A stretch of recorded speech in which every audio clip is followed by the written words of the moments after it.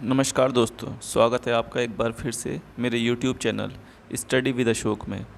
दोस्तों, पिछले वीडियो में हमने देशीय उत्तराधिकारियों के बारे में पढ़ा था, ठीक। और इस वीडियो में हम मौर्योत्तर काल के बाद जो विदेशी उत्तराधिकारी आएंगे उनके बारे में विस्तार से पढ़ेंगे।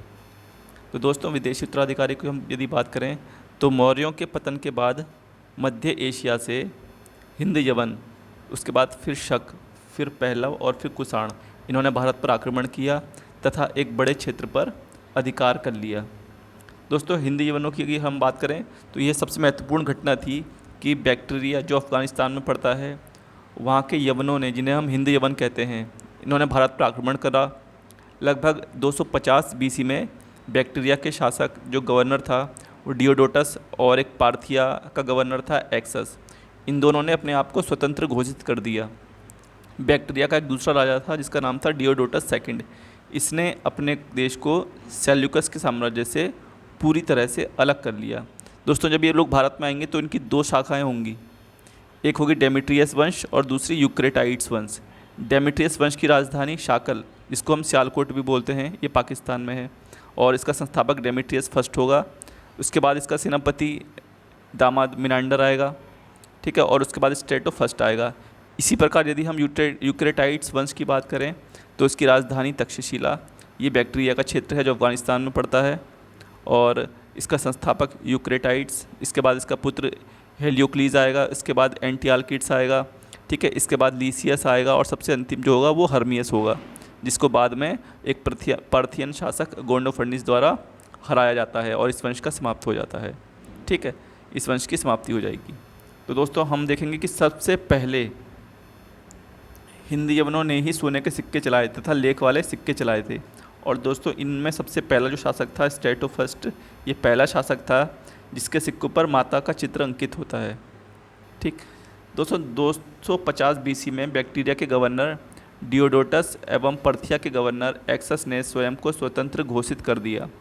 बैक्ट्रिया के दूसरे राजा डियोडोटस सेकंड ने अपने देश को सेल्यूकस के साम्राज्य से पूर्णतः अलग कर लिया था। दोस्तों, डेमेट्रियस फर्स्ट आएगा और ये भारत पर आक्रमण करने वाला प्रथम यूनानी था, ठीक है। इसने क्या किया, ये पंजाब के इसने एक बड़े भाग को जीत लिया और साकल यानी कि सियालकोट को अपनी राजधानी बनाया। इसने भारतीय राजाओं की उपाधि भी धारण की और यूनानी और खरोष्ठी लिपि वाले सिक्के चलाए, ठीक। और दोस्तों, इसी के समय में बैक्ट्रिया में यूक्रेटाइड्स की अध्यक्षता में विद्रोह हुआ और डेमेट्रियस को बैक्ट्रिया से पराजित होना पड़ता है, ठीक है। और यूक्रेटाइड्स भी भारत की तरफ बढ़े और कुछ भागों को जीतकर इन्होंने तक्षशिला को अपनी राजधानी बनाया। डेमेट्रियस के बाद ये भारत में इनकी दो शाखाएं हो जाती हैं, एक डेमेट्रियस और यूक्रेटाइड्स, ठीक है। इसके बाद दोस्तों जो आएगा, इसका अगला शासक आएगा मिनांडर। इसका समय है 165 से 145 बीसी। यह इस वंश का सबसे प्रतापी राजा था। पुष्यमित्र शुंग द्वारा पराजित हुआ और वापस लौट गया। यह बौद्ध साहित्य में मिलिंद नाम से प्रसिद्ध है। बौद्ध ग्रंथ मिलिंद पलहों में मिनांडर के बौद्ध भिक्षु नागसेन से वाद विवाद के बाद बौद्ध धर्म का अनुयायी बना। इसने गंगा, यमुना और दोआब पर भी आक्रमण किया।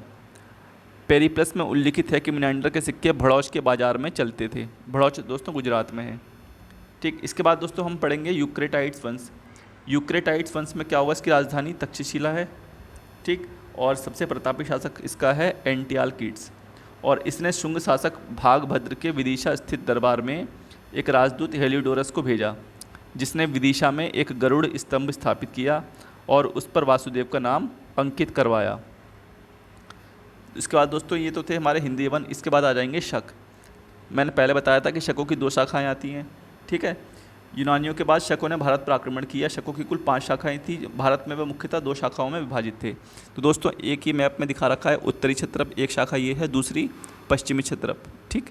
तो जो उत्तरी क्षत्रप है इसमें एक है तक्षशिला पाकिस्तान में, ठीक है। इसका पहला शासक क्या होगा, मौज या मोग, और दूसरी है मथुरा में, इसका शासक राजुल होगा। दूसरी जो पश्चिमी क्षत्रप है इसमें 2 क्षेत्र हैं, एक उज्जैन और एक नासिक। उज्जैन का प्रथम शासक चस्टन और नासिक का भूमक या नहपान, ठीक है। ये इसके बारे में दे रखा है। दोस्तों, इसके बाद जो हम पढ़ेंगे मथुरा के शक। जो मथुरा के शक थे ये पहले मालवा के क्षेत्र में रहते थे। लगभग 57 BC में विक्रमादित्य नामक शासक ने पराजित किया इन शकों को, जिससे भागकर ये मथुरा पहुँचे और इन्हीं विक्रमादित्य के नाम पर एक नवीन संवत विक्रम संवत या मालव संवत की नींव पड़ी थी। दोस्तों मालवा संवत इसलिए कहा जाता है क्योंकि ये कहाँ से आए थे, मालवा से, ठीक है। कहाँ पहुँचे, मालवा, ठीक। और इसका प्रथम शासक जो था वो राजुल था और इसके बाद इसका पुत्र सोरदास ये राजा बनता है, ठीक है। इसके बाद हम बात करते हैं नासिक के शक की। तो इसके भी दो प्रसिद्ध शासक थे, एक भूमक और एक नहपान या नहपान, ठीक है। दोनों लगभग सेम ही है, वैसे अलग अलग हैं दोनों, नहपान अलग है, भूमक अलग है। इन्होंने स्वयं को क्षयराज, ये अपने आप को क्षयराज क्षत्रप कहते थे। इनमें सबसे प्रसिद्ध शक शासक नहपान था और नहपान ने महाराष्ट्र के बड़े बड़े भूभाग को सातवाहनों से छीना था। पेरिप्लस के अनुसार इसकी राजधानी मिन्नगर, ये भड़ौच और उज्जैन के बीच पड़ती है, ठीक है। और गौतमी पुत्र शातकर्णी ने इसे पराजित करके मार डाला, ठीक है। ये नासिक के शक का चैप्टर यहाँ पर समाप्त हो जाता है। उसके बाद हमारा जो अगला आएगा मालवा या उज्जैन के शक आएंगे, ठीक है। इसका सबसे प्रसिद्ध शासक रुद्रदामन होगा, ठीक है। सबसे प्रथम स्वतंत्र शासक चस्टन, और इन्होंने शक संवत की शुरुआत की, जो मालवा के उज्जैन के शक थे, ठीक है।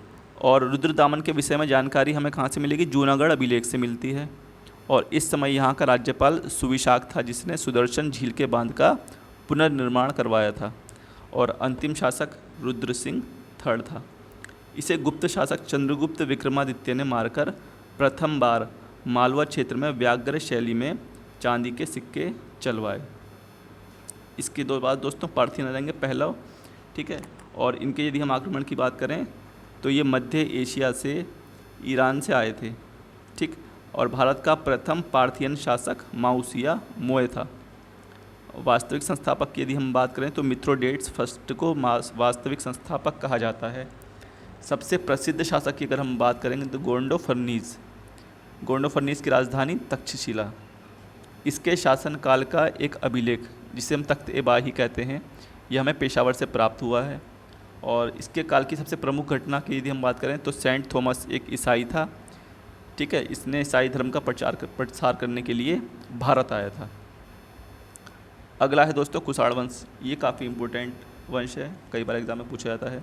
इसके यदि हम उत्तराधिकारियों की बात करें तो कुजुल कटफिसेस, इसके बाद विम कटफिसेस, कनिष्क फर्स्ट, वासिस्क या वस्कुर्ण कुषाण, इसके बाद हुविस्क या हुस्क, फिर कनिष्क सेकंड, उसके बाद सबसे अंतिम वासुदेव होगा, ठीक।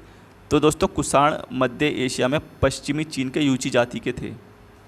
इसके पड़ोसी कबीले हिंगनू ने यूचियों के नेता को मारकर इन्हें पश्चिमी चीन का क्षेत्र छोड़ने पर बाध्य कर दिया था। और इस क्षेत्र में यह दो कबीलों में विभक्त हो गए। एक था कनिष्ठ, या इसको लघु यूची बोलते हैं, छोटी शाखा जो होती है, ठीक। और दूसरी थी ज्येष्ठ, या जिसको महान यूची बोला जाता है। जो ज्येष्ठ यूचियों ने बैक्टीरिया पार्थिया के शासकों को पराजित किया। इसके बाद दोस्तों सबसे पहला आएगा कुजुल कटफिसेस। इसका ये संस्थापक था, ठीक। और इसका समय था 15 से 65 ईस्वी।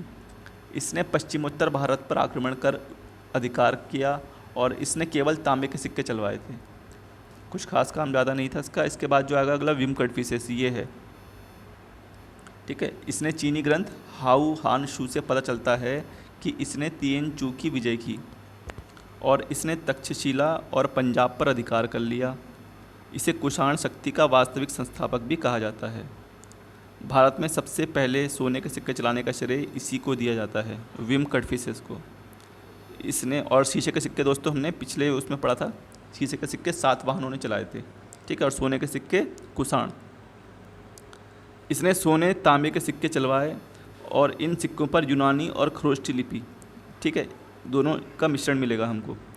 इसके सिक्कों पर शिव की आकृति मिलती है, नंदी बैल और त्रिशूल, जिससे पता चलता है कि ये शैव धर्म को मानने वाला था।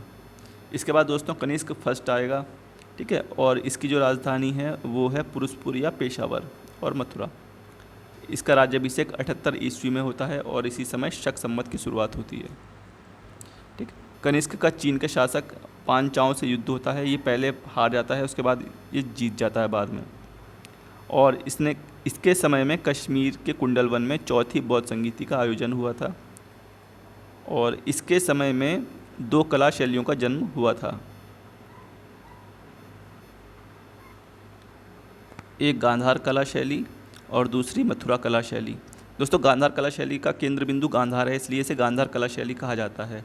और इसमें जो बुद्ध की मूर्तियाँ होती हैं या और मूर्तियाँ होती हैं वो काले स्लेटी रंग से होती हैं और पत्थर से बनाई जाती हैं। काले स्लेटी रंग का एक पत्थर होता है, उससे बनाई जाती हैं। और ये यूनान के एक देवता हैं अपोलो, उनकी तरह बनाई जाती हैं। दूसरी है मथुरा कला शैली। चूँकि इसका केंद्र बिंदु मथुरा है, इसलिए इसे मथुरा कला शैली कहा जाता है। और इसमें लाल बलुआ पत्थर का प्रयोग किया जाता है, ठीक है। और बुद्ध की पहली मूर्ति इसी कला शैली में बनी है। दोस्तों 2 नए नगर की स्थापना भी इसी समय हुई थी, ठीक है। एक कश्मीर में कनिष्कपुर और दूसरी तक्षशिला में सिरकप। दोस्तों कनिष्क ने चीन से रोम जाने वाले सिल्क मार्ग की 3 मुख्य शाखाओं पर अपना नियंत्रण स्थापित कर लिया था। इसमें पहला रास्ता था कैस्पियन सागर से होकर जाने वाला मार्ग, दूसरा है मर्व से फरात नदी तक का मार्ग, और तीसरा है भारत से लाल सागर तक जाने वाला मार्ग। दोस्तों कुषाणों ने ही सर्वाधिक शुद्ध सोने के सिक्के जारी किए, ठीक। ये 124 ग्रेन का होता था। और सर्वाधिक ताम्र यानी कि तांबे के सिक्के चलाने का श्रेय भी इन्हीं को जाता है, कुषाणों को। कनिष्क का एक पुरोहित था जिसका नाम था संघरक्ष। और इसके यदि हम प्रमुख विद्वानों की बात करें तो पाशर्व, वसुमित्र, अश्वघोष, नागार्जुन, चरक जो इसका चिकित्सक था। इसके बाद दोस्तों अगला शासक आता है वासिष्क। ये कनिष्क का पुत्र होता है, ठीक है। और राजतरंगिणी में इसे जुस्क कहा गया है। इसके बाद अगला शासक हुविस्क आएगा, ठीक। और इसने कश्मीर में हुस्कपुर जो बारामूला के निकट पड़ता है, यहाँ पर एक नगर बसाया था जिसका नाम हुस्कपुर था। और शिव विष्णु का उपासक था और इसके चतुर्भुजी विष्णु के सिक्के प्राप्त हैं, ठीक है। अगला शासक आएगा कनिष्क सेकंड। ये वासिष्क का पुत्र था और इसकी उपाधियाँ हैं महाराज, राजाधिराज और देवपुत्र की। इसके बाद दोस्तों अगला अंतिम शासक आएगा वासुदेव, ठीक है। ये इस वंश का अंतिम शासक होता है और ये ईरान में ससासियन वंश और पूर्व में नागभार शिव वंश के उदय ने कुषाणों के पतन में योगदान किया। यानी कि इनके उदय होते ही इनका क्या होगा, अस्तित्व समाप्त हो जाता है, ठीक है, क्योंकि वो ज़्यादा शक्तिशाली होते हैं। और सिर्फ सोने और तांबे के सिक्के चलाए इसने, चांदी के सिक्के इसने नहीं चलाए थे। यदि हम दोस्तों प्रमुख साहित्य की बात करें इस समय के, तो काव्य शैली का प्रथम प्रमाण हमको रुद्रदामन के जूनागढ़ अभिलेख से मिलता है। कनिष्क का राजकवि था अश्वघोष जिसने सौंदरानंद की रचना की है। यूनानियों ने पर्दे का प्रचलन सबसे पहले आरंभ किया था, इसलिए इसे यवनिका कहा जाता है। यवनिका का अर्थ होता है दोस्तों यवनों के द्वारा निर्मित, ठीक है। और यदि हम बात करें तो वात्स्यायन ने कामसूत्र का रचना की है, चरक ने चरक संहिता लिखी है, भरत मुनि ने नाट्यशास्त्र लिखा है, पतंजलि ने महाभाष्य लिखा है, नागार्जुन ने प्रज्ञा पारमितर, ठीक है। और शून्यवाद या सापेक्षतावाद का सिद्धांत भी इसी में वर्णित है। शिल्प और उद्योग की बात करें तो दोस्तों प्रमुख उद्योग वस्त्र का था, ठीक है। और यहाँ पर साटक नामक एक वस्त्र हुआ करता था जो मथुरा में निर्मित होता था। दूसरा है रेशों से बने वस्त्र, ये मगध में निर्मित होते थे। तीसरे हैं मलमल से बने हुए वस्त्र, ये वंग व पुंड्र क्षेत्र कहलाता था, यहाँ से निर्मित होते थे। और अगला है मसालों का, तो ये दक्षिण भारत प्रसिद्ध था, ठीक है, इनके लिए। और शिल्प श्रेणियों के पास अपना सैन्य बल होता था, यानी कि जो शिल्पकार होते थे काफ़ी समृद्ध थे इस समय में, ठीक है। और इसमें निगम का प्रधान श्रेष्ठी कहलाता था, श्रेणी का प्रधान प्रमुख कहलाता था और प्रमुख का प्रधान ज्येष्ठ कहलाता था। श्रेष्ठियों को उत्तर भारत में सेठ व दक्षिण में शेट्टी या चेट्टियार कहा जाता था। मौर्योत्तर काल में ही शैव धर्म के अंतर्गत पाशुपत संप्रदाय का विकास होता है, जिसके प्रवर्तक लकुलिश को माना जाता है। ये मैं पहले पढ़ा चुका हूँ, ठीक है। और इस काल में ही भागवत धर्म का विकास होता है और भारत में सबसे पहले बुद्ध की मूर्तियों की पूजा महायान शाखा के द्वारा ही की गई थी। ये था दोस्तों हमारा विदेशी उत्तराधिकारी, ठीक है। इसके बाद जो हमारा अगला टॉपिक आएगा वो हमारा आएगा संगम वंश, ठीक है। और दोस्तों वीडियो आपको कैसा लगा प्लीज़ लाइक कमेंट और शेयर ज़रूर करें और लेटेस्ट अपडेट के लिए सब्सक्राइब ज़रूर करें। धन्यवाद।